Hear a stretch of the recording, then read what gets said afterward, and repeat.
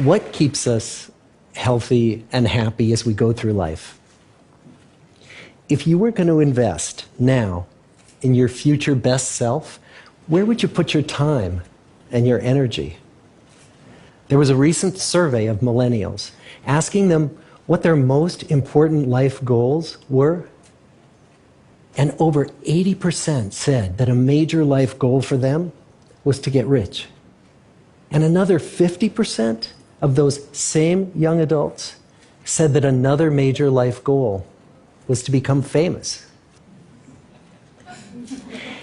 And we're constantly told to lean into work, to push harder and achieve more. We're given the impression that these are the things that we need to go after in order to have a good life. Pictures of entire lives, of the choices that people make and how those choices work out for them, those pictures are almost impossible to get. Most of what we know about human life, we know from asking people to remember the past. And as we know, hindsight is anything but 20/20. We forget vast amounts of what happens to us in life, and sometimes memory is downright creative. But what if we could watch entire lives as they unfold through time? What if we could study people from the time that they were teenagers all the way into old age to see what really keeps people happy and healthy? We did that. The Harvard study of adult development may be the longest study of adult life that's ever been done. For 75 years, we've tracked the lives of 724 men. Year after year, asking about their work, their home lives, their health, and of course, asking all along the way without knowing how their life stories were going to turn out. Studies like this are exceedingly rare. Almost all projects of this kind fall apart within a decade because too many people drop out of the study, or funding for the research dries up, or the researchers get distracted, or they die, and nobody moves the ball further down the field. But through a combination of luck and the persistence of several generations of researchers, this study has survived. About 60 of our original 724 men are still alive, still participating in the study, most of them in their 90s. And we are now beginning to study the more than 2,000 children of these men. And I'm the fourth director of the study. Since 1938, we've tracked the lives of two groups of men. The first group started in the study when they were sophomores at Harvard College. They all finished college during World War II, and then most went off to serve in the war. And the second group that we've followed was a group of boys from Boston's poorest neighborhoods. Boys who were chosen for the study specifically because they were from some of the most troubled and disadvantaged families in the Boston of the 1930s. Most lived in tenements, many without hot and cold running water. When they entered the study, all of these teenagers were interviewed, they were given medical exams. We went to their homes and we interviewed their parents. And then these teenagers grew up into adults who entered all walks of life. They became factory workers and lawyers and bricklayers and doctors, one president of the United States.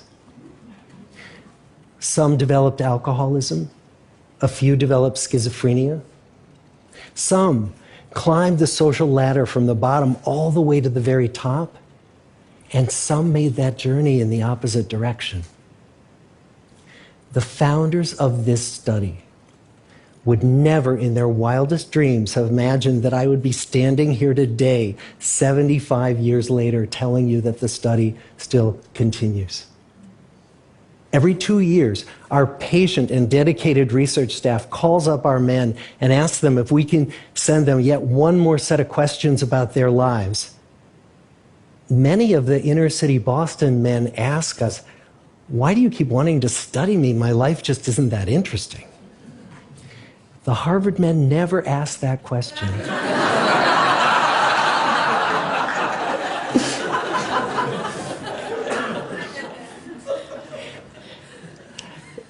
To get the clearest picture of these lives, we don't just send them questionnaires. We interview them in their living rooms. We get their medical records from their doctors. We draw their blood. We scan their brains. We talk to their children. We videotape them talking with their wives about their deepest concerns. And when, about a decade ago, we finally asked the wives if they would join us as members of the study, many of the women said, "You know, it's about time." So what have we learned? What are the lessons that come from the tens of thousands of pages of information that we've generated on these lives? Well, the lessons aren't about wealth or fame or working harder and harder. The clearest message that we get from this 75-year study is this: good relationships keep us happier and healthier, period. We've learned 3 big lessons about relationships. The first is that social connections are really good for us and that loneliness kills. It turns out that people who are more socially connected to family, to friends, to community are happier, they're physically healthier, and they live longer than people who are less well connected. And the experience of loneliness turns out to be toxic. People who are more isolated than they want to be from others find that they are less happy, their health declines earlier in midlife, their brain functioning declines sooner, and they live shorter lives than people who are not lonely. And the sad fact is that at any given time, more than 1 in 5 Americans will report that they're lonely. And we know that you can be lonely in a crowd and you can be lonely in a marriage. So the second big lesson that we learned is that it's not just the number of friends you have, and it's not whether or not you're in a committed relationship, but it's the quality of your close relationships that matters. It turns out that living in the midst of conflict is really bad for our health. High conflict marriages, for example, without much affection, turn out to be very bad for our health, perhaps worse than getting divorced. And living in the midst of good, warm relationships is protective.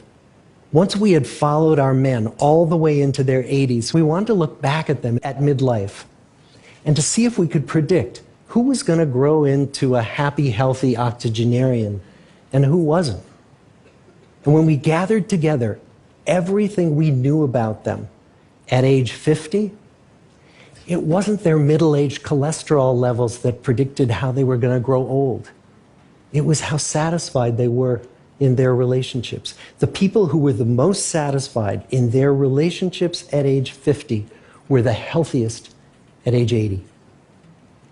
And good, close relationships seem to buffer us from some of the slings and arrows of getting old. Our most happily partnered men and women reported in their 80s that on the days when they had more physical pain, their moods stayed just as happy. But the people who were in unhappy relationships, on the days when they reported more physical pain, it was magnified by more emotional pain. And the third big lesson that we learn about relationships and our health is that good relationships don't just protect our bodies, they protect our brains. It turns out that being in a securely attached relationship to another person in your 80s is protective. That the people who are in relationships where they really feel they can count on the other person in times of need, those people's memories stay sharper longer. And the people in relationships where they feel they really can't count on the other one, those are the people who experience earlier memory decline. And those good relationships, they don't have to be smooth all the time. Some of our octogenarian couples could bicker with each other day in and day out. But as long as they felt that they could really count on the other when the going got tough, those arguments didn't take a toll on their memories. So, this message that good, close relationships are good for our health and well-being, this is wisdom that's as old as the hills. Why is this so hard to get and so easy to ignore? Well, we're human. What we'd really like is a quick fix, something we can get that'll make our lives good and keep them that way. Relationships are messy and they're complicated, and the hard work of tending to family and friends, that's not sexy or glamorous. It's also lifelong. It never ends. The people in our 75-year study who were the happiest in retirement were the people who had actively worked to replace workmates with new playmates.